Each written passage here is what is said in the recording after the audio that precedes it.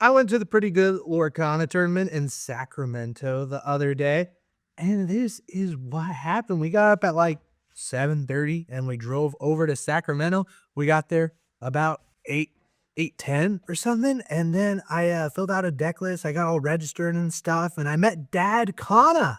Luke, what a guy. What a stud. He ended up winning. He got 5th place. You know what old Benny Boy got? You know what Ready, Set, Ink finished? 100th. We got 100th out of 117 players.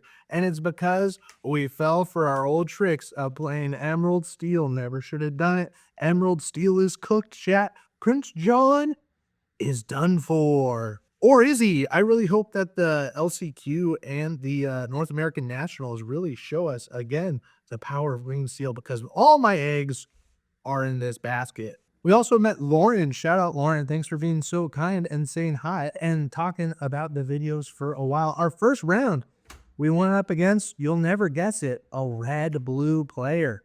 That's right. Red-blue. That's going to be a theme that we talk about in this episode. Oh boy.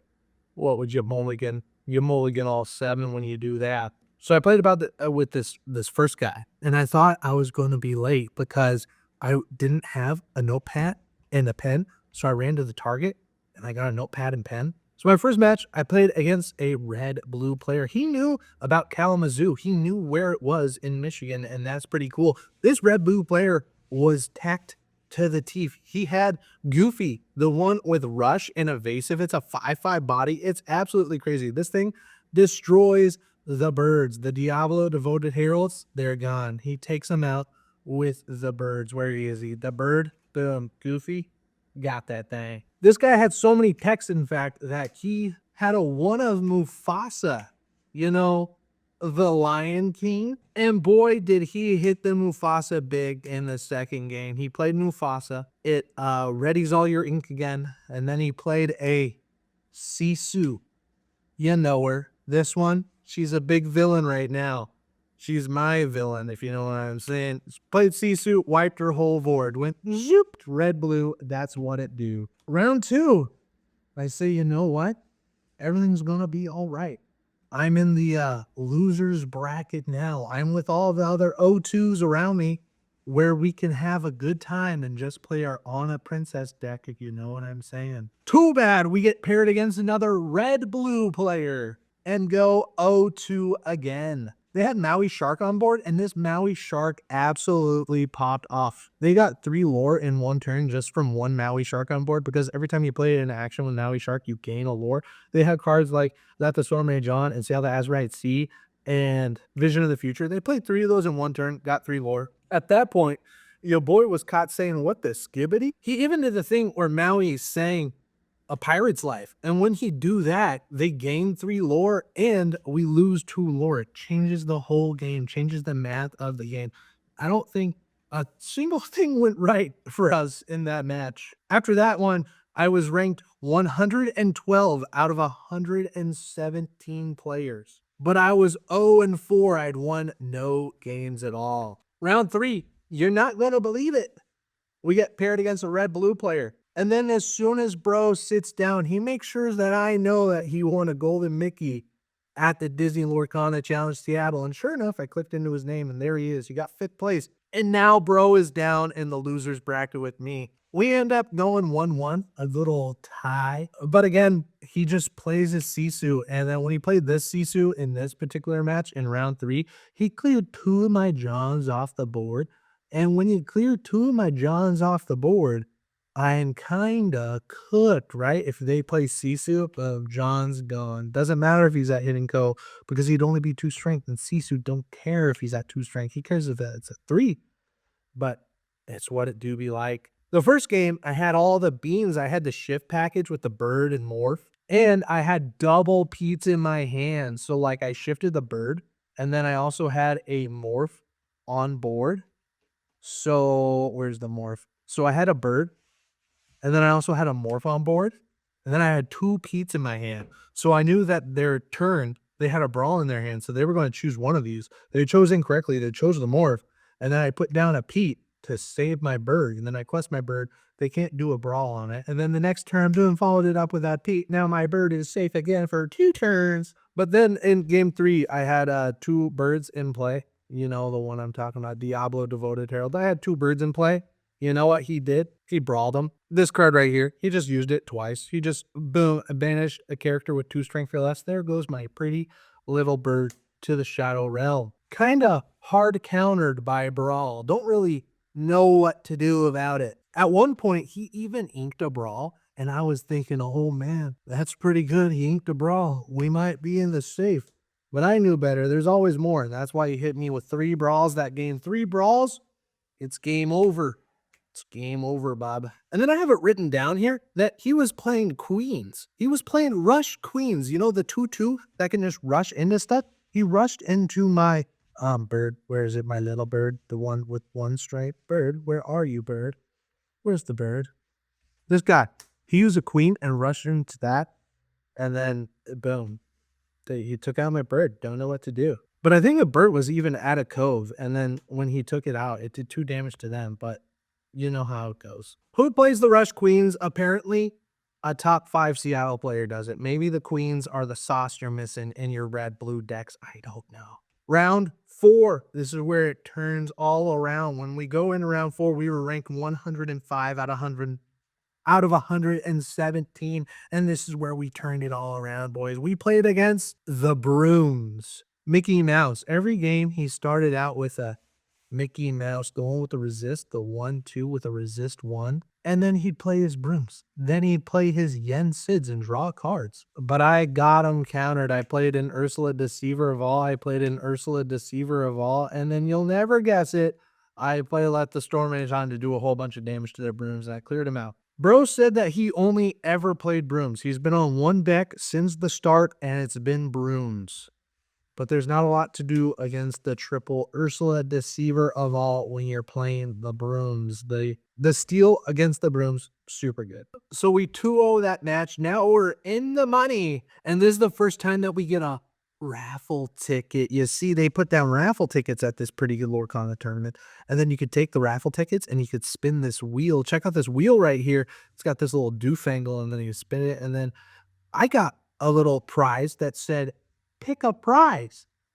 And then I looked at the table and I saw an Amethyst Chromacon, and I said, oh, hot dog, that looks like the prize for me. So that's how we got this Amethyst Chromacon, is we turned in some of our raffle prizes. It says, seek not power for its own sake. Wow, incredible. Amethyst is here to stay. But now we got the Amethyst Chromacon. Round 5, after that 2-0, we're ranked 82nd out of 117. We're climbing up that ladder. Bop, bop, bop, to the top. We get paired against a Ruby Amethyst. Good old RP, red, purple. And that's the deck that I wanted to play. I should have just played the red, purple. I think I might have had a little bit more of a fighting chance. But they had a bell in there, and their bell went absolutely crazy. This bell right here, they play down the bell, and then they moved 1 damage from one of their characters. It was a Maui shark that had 1 damage on it. So then they moved that 1 damage onto my morph. They took out my morph, moving 1 damage. Who does that? Who moves with damage and takes down a morph? I want to double that. And this was also a game where they used Brawl twice on 2 of my Diablos. That's what happens. 2 Brawls, it's game over. It's game over. Round 6, we got paired against a really cool guy. His name was Kelvin, and he gave me some advice after the match of why I lost, and it was helpful advice. I liked what he said. He said I should have just quested with my Tinkerbell. I had a Tinkerbell on play. And I didn't quest the Tinkerbell. I ended up using the Tinkerbell to attack the Tamatoa, and then I played an Anna to banish chosen damage characters. So I had a Tinkerbell, and then I attacked the Tamatoa, did 4 damage to the Tamatoa, but it took out my Tinkerbell because Tamatoa does 5 damage back. And then I played an Anna, and Anna has an ability where you can pay 2 extra to do one of her abilities, and I chose the banish chosen damage character. He said I shouldn't have done that. He said I should have quested. And if you look at the lore books, and if you look at our little lore tracker book, you're super right. I should have. I was at 16 lore. That would have put me to 18 lore, and then I could have found the other 2 lore somewhere else. You know what I'm saying? So thank you for the advice, Kelvin. I much good appreciated it. I also did a thing where I like overextend my hand where I should have just played an Ursula Deceiver to get some hand knowledge. He was like, yeah, you played Pete and then you played Ursula when you should have just played Ursula. And then this lets you look at their hand. And then when I would have looked at their hand, I would have seen that they had a Sisu. And if I did that, then I wouldn't have overextended and I would have had cards to play the next turn. But Sisu, huge villain, dude. But it was super nice for Kelvin to tell me some better plays to do, and I will take that advice into deep consideration. So for those of you counting at home, that's 4 red blues that I've played so far out of 6 rounds. My 7th round was another red blue deck, Sapphire Ruby. At this point in the day, all of us are just, we're all cooked. I'm sitting down in 100th place. And we end up tying. We go 1-1. The first game, I had all the beans. I had the perfect line again. I had the shift Diablos, and I had the morph out, and then I had everything going for me. The first game was great, and then the second game didn't have the beans. The Sisu had the beans. Sisu, I just played against all day. 5 games of all of Sisu. After that, I took a selfie with dadcana Luke. Thanks for being so nice and hanging out. Because it's not about the prizes that we get at the tournaments. It's about the friends we make along the way. But wait, there's more. We got our prize pack, and then when we open it up, we not only got a Winnie the Pooh, ooh, the honey pirate, we got a foil Oswald, the lucky rabbit. And this foil is actually pretty cool. It's got like all mirror over there, everywhere where it's shiny. So then this Oswald just is kind of going a little sleevey here because he's a foil legendary. That's kind of rare. And lucky for me, my mom got me a binder for Christmas. So I'm going to go ahead and put Oswald into the binder. That's his resting place. That's where he's going to be forever. Good Oswald right there. All right, here it is. We organize the list. Now we can talk about it in order, tell you what went wrong.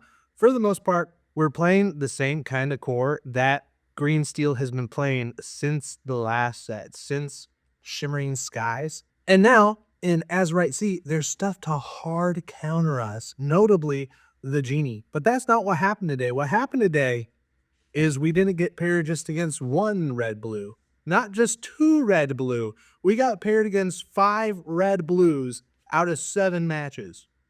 That's a whole lot. If that's a percentage, that's a ton. So anyway, here's the deck. The deck list is in the description. It links to dreamborn.inc. We got 4 of the birds, and the birds are important because if they're exerted, if you got an exerted bird and your opponent draws, boom, you're drawn 2, and that's a good deal. So our bird is our #1 priority. We want to get birds on the battlefield. We also got the little bird. We got the shift bird. This is Diablo. Can shift into Diablo Devoted Herald. That's what we want to do, but you have to discard an action to do it. How many times did we do it today?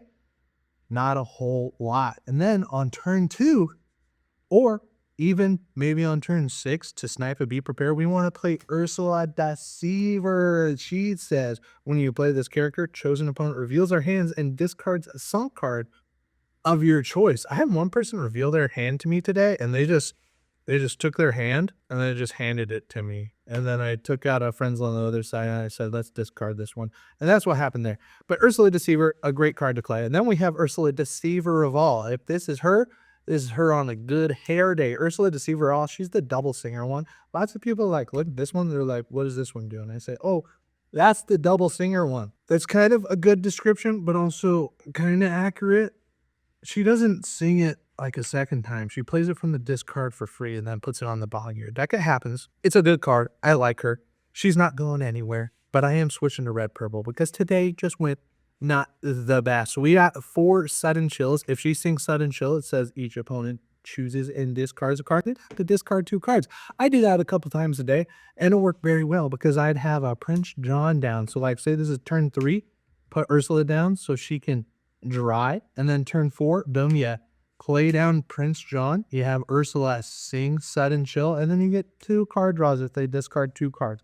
It's that good. Prince John is here for the memes, and I like him. If I had probably 3 Prince Johns in play today, and then got wiped out by a C-suit. But that's just how the cookie crumbles. Then we got Morph, and Morph Sickle here went down to only 3 of. There's only 3 morphs in the deck because we took out some Tinkerbells, and we shouldn't have done that. Tinkerbell is a great card. But morph can shift into any Floodborn characters. All these cards that you've seen so far haven't been Floodborn. Ana is a 1-up, not a Floodborn. Go Tamago is great. There was one time where I loaded up like 6 damage on a Tamatoa, and then the next turn, I was going to play down the Go Tamago and get 6 more with the Tamatoa. Because of its damage, it says when you play this character, you may pay 2 ink to gain lore to the damage on chosen opposing character. There was 6 damage. I could have gotten 6 lore, but my opponent knows how the game works. So my opponent decided to throw their Tamatoa into my exerted Tinkerbell, and then their Tamatoa was gone, and then I had no target for my Go Tamago. It's the ultimate counter, is getting rid of your own characters. They knew what they were doing when they did it. So let's say you have a Prince John on board. Another good card to play right after Prince John is Hypnotize. Hypnotize says each opponent chooses and discards a card. Draw a card. So not only do you get to draw a card, if you have a Prince John on board, you get to draw another card because they discarded a card. We like to see that. And Hypnotize is at 3. We got 2 Hidden Coves. Hidden Coves didn't really come in Skibbity today because there were so many ice blocks out in force. I literally played against 5 red blues, and they just took out everybody. The Hidden Coves didn't matter. And then Maui Half Shark just one-shots these. So it's not even like, it didn't save me ever, if that makes sense. I think it did give me enough strength to take out a Hiram Flaversham one time because I had the 2-cost Ursula. I had this here, and then it had 2 strength, and then I did 4 damage with Ursula saying let the storm rage on, and then this did 2 more damage to a Hiram Flaversham, and I took it out that way. The long ways round, if you know what I'm saying, we like those pretty good. We got the We Don't Talk About Bruno, only 3 copies of it. It's super good to remove the cards that they play. If they're playing down a Sisu, we're taking it out with We Don't Talk About Bruno. That's probably our only answer for it. We got the Muses. The Muses works pretty good for aggro decks.